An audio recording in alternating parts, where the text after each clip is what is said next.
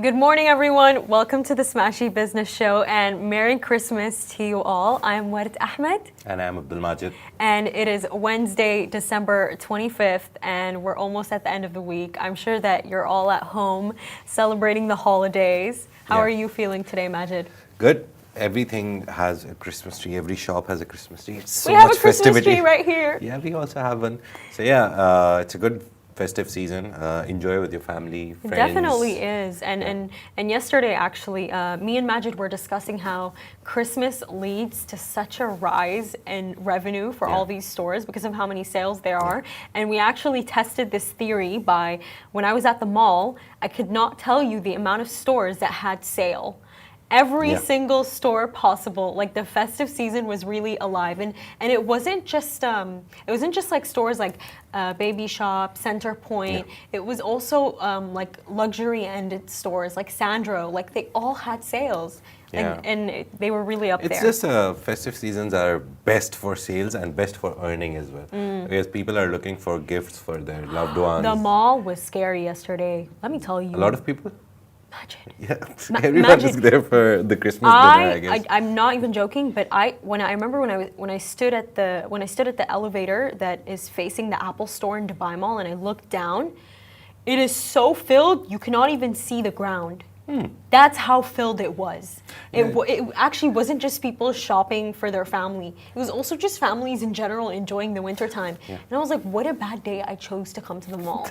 No, seriously. It's not a bad day, but I guess it's just too crowded. But it happens, and that is why they've created the world's biggest shopping mall, Dubai Mall, so people can go there. And it was still busy. Yeah. It's so large, but you know when I was walking, I kept having to like maneuver between people. I was like, damn, like, okay. No, even with the biggest mall, I think people usually go to the main things like the fountain, that area. So it's overcrowded in that place. But there's very good crowd controls measures that are always there. They tell you to enter through, like go outside from this door. They'll try to get people in from this door. So they have very good measures going on. No, they definitely do have. You know, Majid, I actually had such a wholesome moment this morning. And this is why I love the festive season so much. Everyone's in a good mood. Yeah. No, I'm being complete. Even the people who are like not even celebrating the actual holiday legitimately, everyone's in a good mood. Like it puts you in your like festive feels. Do you know what I mean? But what's it called? This morning, something so cute happened. So I hosted the Love in Dubai show this morning with Masa, and when I got off the show, I checked my phone, and one of like my favorite teachers who had taught me, her name is Miss Burks. She was my history teacher until year 12. And you know what I saw that she said? Wait, let me read this out to you. She went like, "I'm so proud of you. I always knew you were a good public speaker." And I was like, hey, like, what are you watching? There's a lot of videos. You know what? Because not everything is great. And she went like, I was watching the Love in Dubai show, and it was such a wholesome moment for me because this was like this. By the way, you know how many people this class had? 3 people. Nice. Only 3.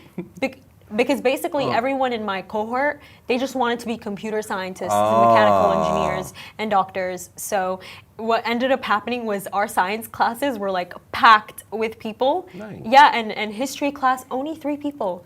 And geography also had only 3 people. I guess it's not a high-paying job.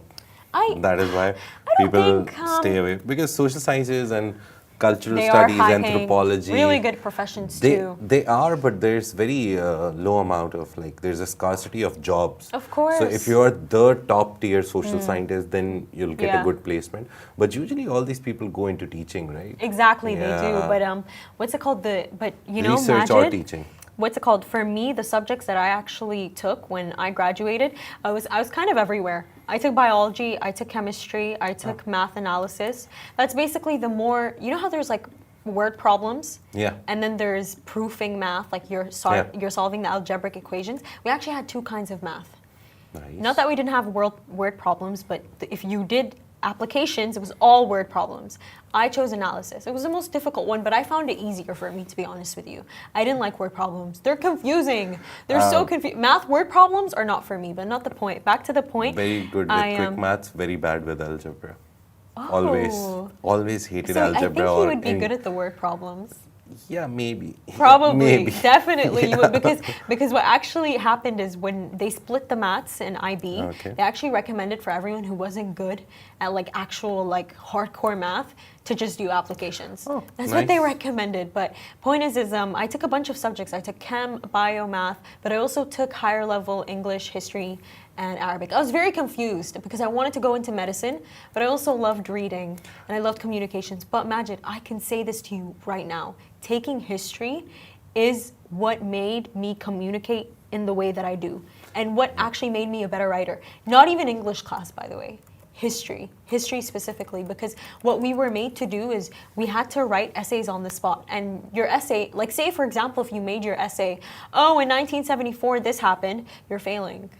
You're not getting a good grade. It was all about like being evaluative, analyzing, suggesting what things mean, like what's the implication here.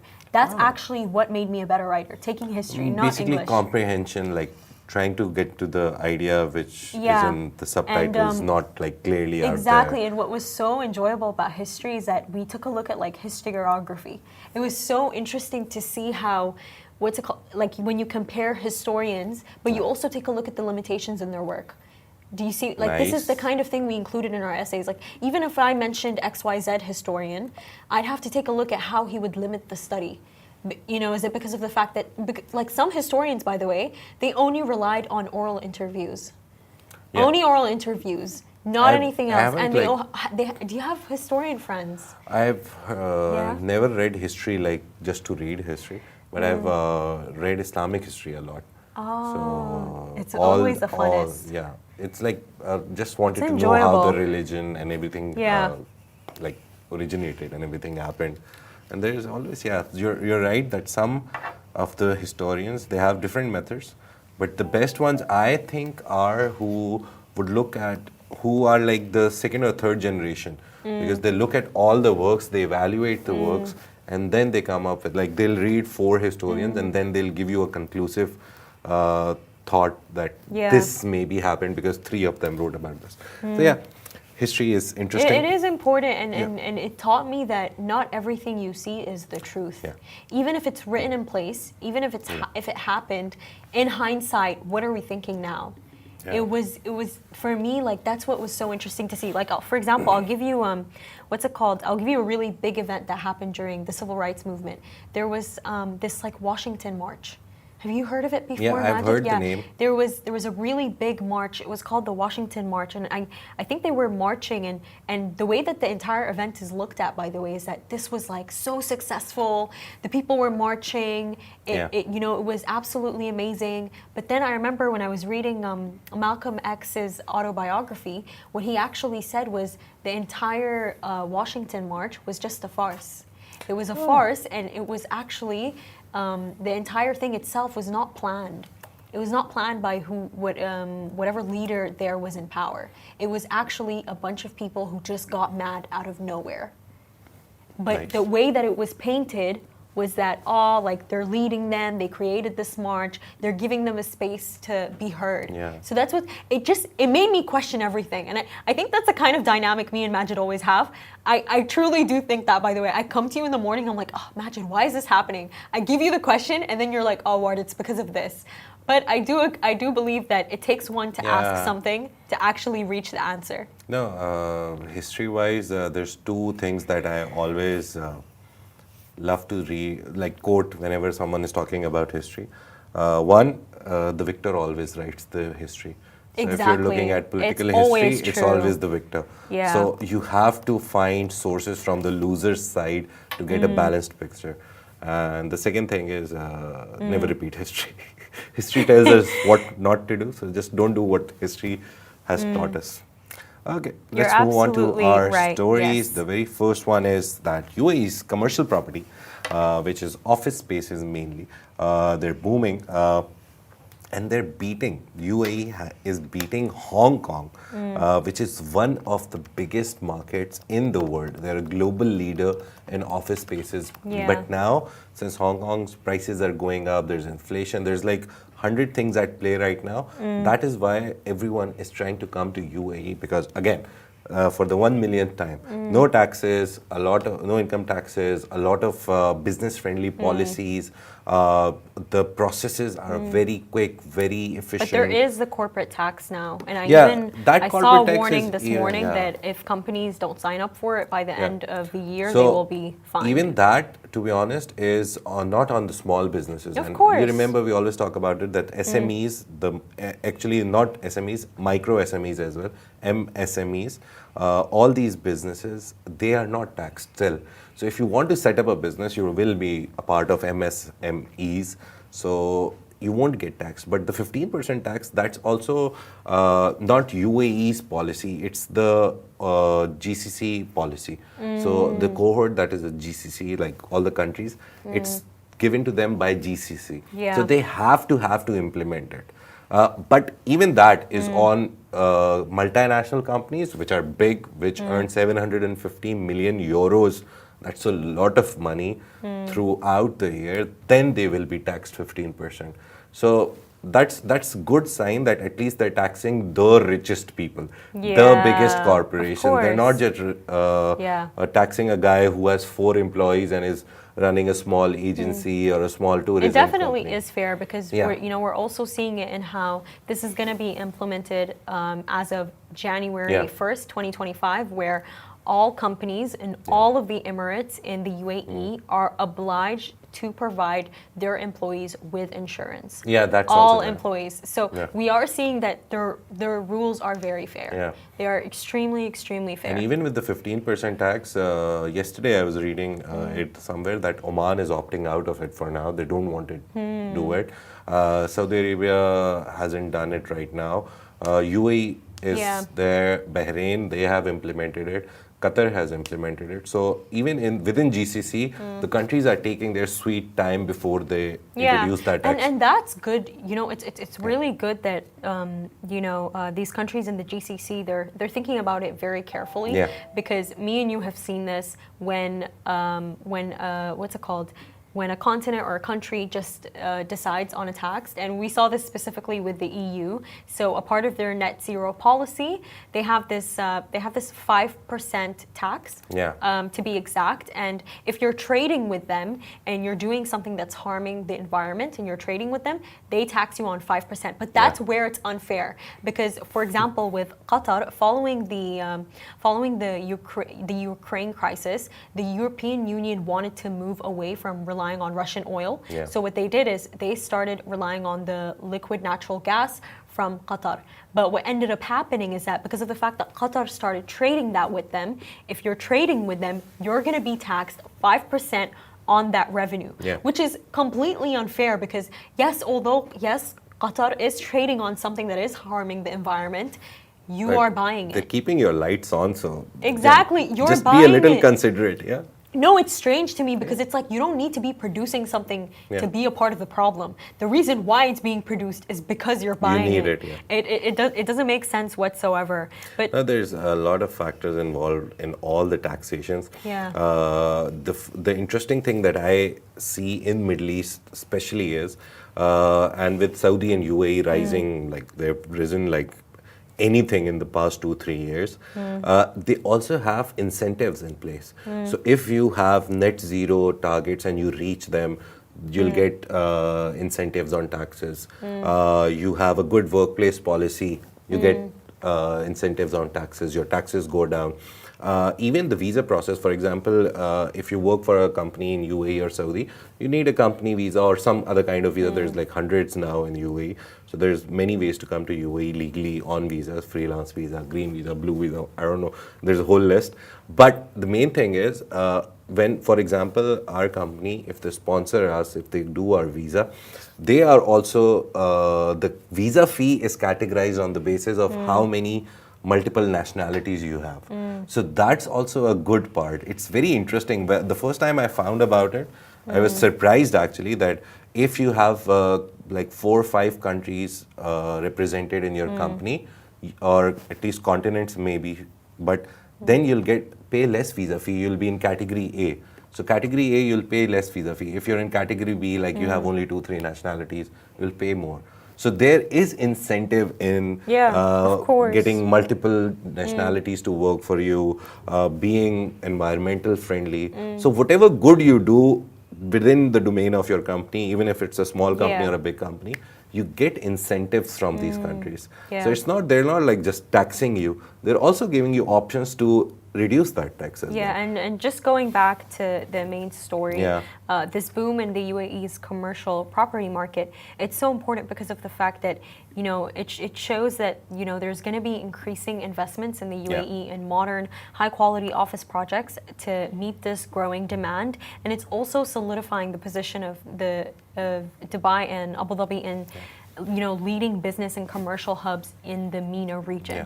And now, secondly, for our topic today, it's about one of my favorite entrepreneurs. I will admit it, yes, Pavel Durov's Telegram has surpassed $1 billion in revenue, finally achieving profitability. So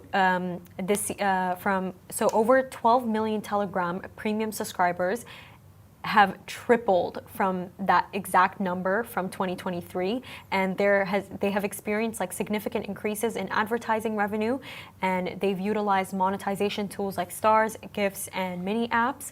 And Telegram actually now holds more than $500 million in cash reserves. The good thing about the post that Pavel Durov did when he talked about this profitability is it's a very interesting thing, and you need to know the whole case of Pavel Durov. He was jailed in France, then he got out on bail. He posted a €5 million bail. That's a big bail. He came out, and everyone was like, he will give up Telegram's privacy. And then we did a story on it that he agreed to the French authorities that if Telegram sees some criminal activity on the app, now they will share some data. But Telegram has the final say on it. And if French authorities are, for example, investigating someone and they see that that person or that company or whatever that organization is using Telegram for their criminal activities, they'll request Telegram and Telegram will share their data. So that is like the compromise he reached. At least there's an approval process that's involved. And but the most interesting part of the post was that he said that he targeted all social media companies or organizations, for example, Facebook, X, all the big ones, that even without compromising on privacy, you can be profitable. So that's the most interesting part throughout his whole post.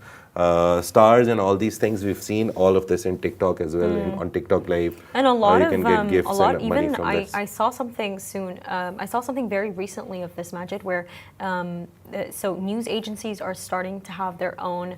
Like, how there's like WhatsApp channels? They're starting to have their own channels on Telegram, and it tells you how much people use Telegram. But much more than that, what I find so interesting about the story of Pavel Durov and why, as an entrepreneur, I really look up to him is because there was a time where he was looking for where to actually headquarter Telegram, and he was going to station it in the US. But what he found was that there were employees masked as FBI agents who were trying to work for Telegram, and immediately he was like, no, that's why it's in the UAE right now. But even more interesting, there was a time in my life, Majid, where this is honestly how I thought of wealth. And to a certain extent, I still do think like that. When my parents would ask me, okay, if you had money, what would you do with it? That's how they test me, like, what are you going to do?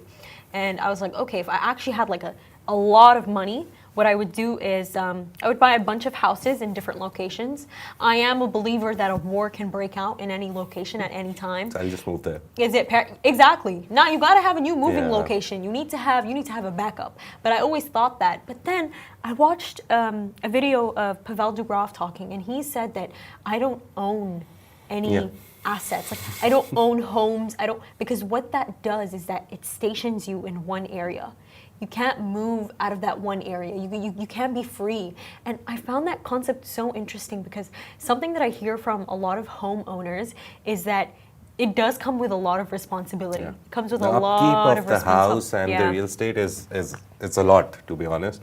But if you have some recurring revenue coming from the house, you can always use that money. No, but especially in this country, honestly, Majid, owning a home is so amazing. I would say one of the best decisions that my parents ever made is owning a home here, because we don't have to worry about rent. Right. And you know, my it is, like, relatives, one they of the always biggest tell me costs, this. right? It is the biggest cost. You know, I spoke to my father, and okay, yes, of course, we still pay the water bill, electricity, gas. Yes, these things do come into play, but you know, my aunts, my uncles, they always tell me, be happy. You do not have to worry about rent, because rent in this country, it's expensive, and it's increasing. It's increasing, especially with the rise of more people coming here. It's really increasing. No, when I came here, the math that was given to me by my friends who've lived here and all the uncles and aunties and everyone was that only 33% of your salary should be the rent.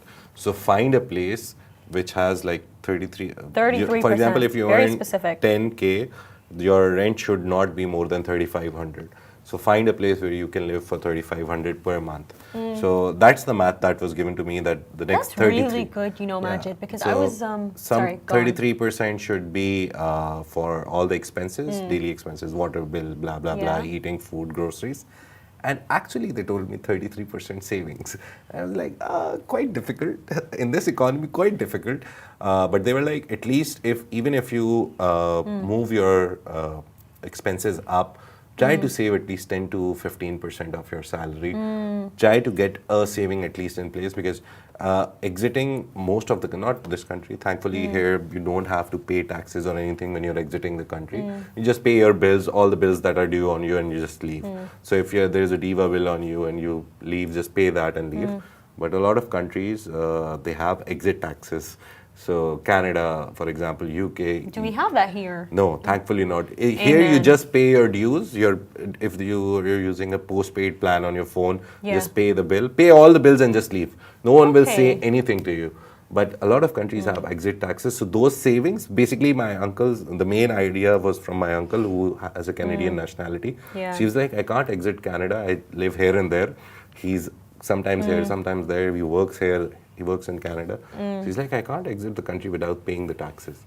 So there's a lot of things involved. And again, UAE comes very nicely into this picture that you don't have an exit tax, thankfully. You just pay your dues, whatever is on you, and just you can leave. No one will stop you. No, you don't owe anybody anything. And you know, Majid, I was having this conversation with my cousin on the way to work, and he told me something I will never understand is somebody who's making a low salary in this country, why are they living in an expensive apartment? Just get a studio. No, seriously, he was telling me this. He went like, I don't understand this logic whatsoever. I understand that maybe for some people that's a part of mental health. I understand it in that sense, but why? Why that much? I'll give you get one a roommate, case. Get a roommate, get a studio. That's just too much. One of my friends, she came here. She's an Instagrammer. She has a lot of followers. So she came here as a content creator and wanted to create business, like her own thing here. For her, having a good house was important because she shoots inside. So she's a lifestyle creator. She shows the home. That's understandable. See, but that's a very outlier. It's a very big outlier because she has to use the house for her earnings as well. But for normal people, I guess 4 walls and a bed is enough. But just try to keep your costs low as much as possible. I am a very minimalist kind of a guy. I believe there should be just one couch, no extra things. I told you, we were having this chat, you were like, what is your ideal house? I don't agree with this because that's not how you make a home a home. Yeah, you need to take a house. Idea is different, You need to take a house and you need to make it a home. Yeah. You know, that's what that if I buy something, of. For example, your house is bought, right? So whatever you do in the house, even the upkeep, the maintenance, it's your house, it's your property, it's your father's property, but yeah, it's for me, rented house, doing something to it, making it magnificent, I'm not going to live there for 20 years of my life. I will move out when the family size becomes big or my needs for another room come into play. So I don't want to do that. The day I buy my own house, trust me, you're going to walk in and you'll feel like a castle. That's when you go all out. Yeah. That's when you Even go when all it's out. a 1 BHK, you'll walk in and you'll be like, oh, it's a castle. But yeah, spending on your house is, again, I think you're very hyper aware of your location and whether you own it or not. But you can move it to the new location once you move out. What if I have everything set up on a 1 BHK basis and then I move to a 2 BHK? Because again, my son will grow up, he will need his own room. Yeah. Then I'll have to buy more stuff. So I just want to have basics, not basics as in very bad stuff, just basic good stuff. So I have a very nice L-shaped couch. My son loves it. So They're for always him, the best ones. I love these L-shaped couches. my son, for IKEA? him, the idea of a house is that couch. Yeah. He loves that. The big bed, the small bed, his bed. So he associates a house with those things. So whenever I move, I'm not going to throw any of it. Because for him, the walls and everything is not the house. The things in it is the house. You know, it's so interesting. You I tell get me you this, Majid, to an because extent as well. I think very differently because what's it called? When I was a kid and we used to live in an apartment, I used to have this bed that had every Disney princess on it. Nice. And on the sides, it had like these diamonds covering it. And my mom is very into colors. Everything colors, like she loves colors. Like even when I dressed in black and white, she's like, why? You're being very basic right now. Yeah. But not, beside the point, she painted the house this very nice shade of like red and orange. And when I think of our old home, I remember these colors. And they actually bring me comfort. Like today, if you ask me what my favorite colors are, it's yellow, red, orange. So home is a feeling. It's a feeling. Not a place. Yeah, it's not a place. It's never a place it's the until you have feeling. bought it. If Yeah. you've bought it, it's a very good place and a feeling. But if you're living on rent, trust me, it's a feeling. So whenever you move to a new house, just create that feeling and you'll But have you know, you also mentioned something else that really stuck with me, Majid. You are right. Overconsumption is so bad. Yeah. Overconsumption, I am not into overconsumption, by the way. I only buy what I need. Yeah. If I know that I need something and I can't live without it, I will purchase it without even thinking much of Yeah. it. But I don't actually like shop for so much clothes when I know that I have enough. Like I even know that there are a few like bits and pieces in my closet I don't even wear. So in my mind, until I actually summon the courage and wear them, because I get obsessed. Do you have like obsessions? Like one shirt that you really like? No, I just have an obsession with color black. I always go to a store and buy a black t-shirt and my wife hates it. So yeah, whatever I'm wearing, everything which is not black is bought by my wife. Yeah.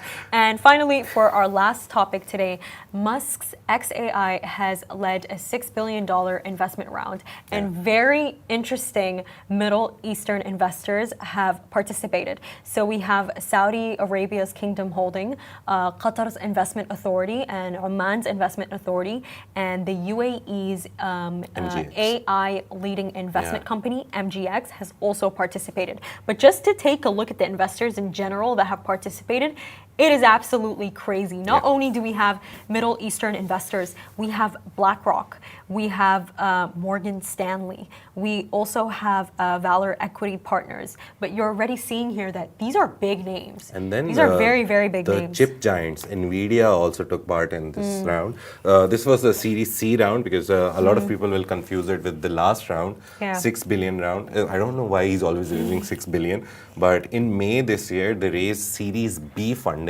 And Series B funding was 6 billion as well. Kingdom Holding was again there. QIA was there. Kingdom Holding, by the way, Prince Al Walid bin Talal, he is also invested in X. So when Musk bought Twitter X now for 44 billion, even then he gave 2 billions. QIA also invested 500 million at that point. So they have invested in everything Musk right now because the man is on the rise. So NVIDIA is there. I think he's already a leader. The chip maker giants, NVIDIA, AMD, they also participated. Andreessen Horowitz, the biggest guys, A16Z, their logo says, they're there. So literally everyone participated in this fund because they know that xAI is the nearest competition. It's like the top 5. If you say the top 5, it's ChatGPT, xAI, Google's Gemini, there's Claude.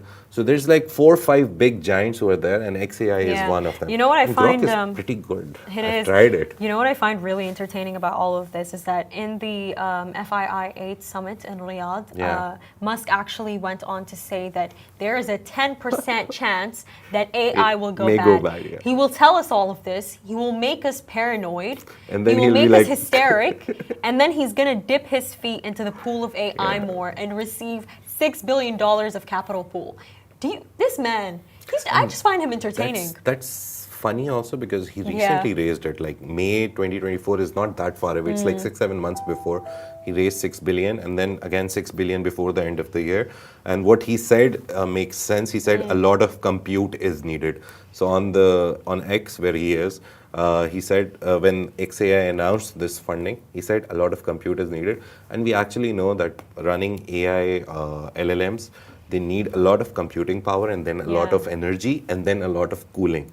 So yeah, all this money is going to go into making Grok the best version of itself. And what they're also really trying to do is they want to develop more advanced AI models, and they're also looking to expand what's it called, the supercomputer Musk AI facility in Memphis, Tennessee, that wants to essentially house at least 1 million graphics processing units.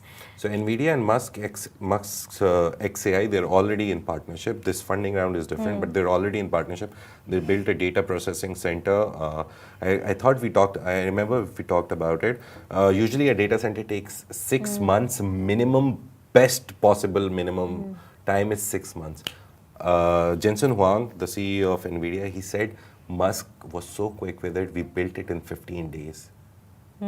He's so super efficient. He's like, I'm not wasting 6 months on just thinking, oh, I should buy this or this over the basis of $1 price change. I'll just buy anything and just build it in 15 days. And they did.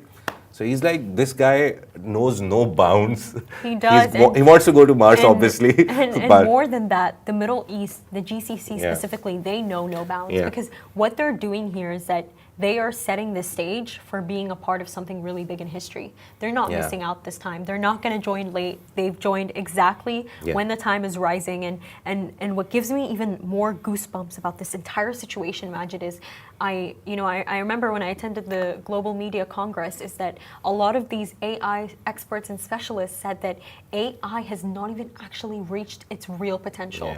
We are, this is just the top of the iceberg. This is just the top of the iceberg, and it's only going to continue. And I noticed something. I was using ChatGPT what are you thinking? I just remembered the movie Terminator. Yeah, it's going to be, I don't know what's going to happen. I still haven't watched it, but I was using ChatGPT very recently, and I noticed that, I don't know if this is a new feature or I just started using it, but it's like you put a topic in and then you press the web part. Is this new? It was not. Search. It was not working for me one month ago. Now it's giving you sources. And basically what happened is I put something in and I was like, hey, please fix grammar and punctuation if any. And then it gives me like the web goes off and I'm like, I was outstanding. I was like, wow. Because something that I don't like about ChatGPT has always been its lack of sources. I don't ask it questions. I don't do that. It gives you direct links, like just go. That's what's crazy. It never used to do that. It never used to give you and if you asked for a direct link and you went to it, it wouldn't work. Yeah, but now it does. That's crazy. Yeah, they're getting better. That is so crazy. They're going to take over the world, just kidding. Sure. But with that being said, thank you so much for watching, everyone. Merry Christmas to all of you. This is Smashy Business Show, a Smashy Business production under the Augustus Media Podcast Network. Please don't forget to follow our newsletter on Smashy TV. You can also find us on Instagram, X, LinkedIn, and also YouTube. Thank you so much for watching.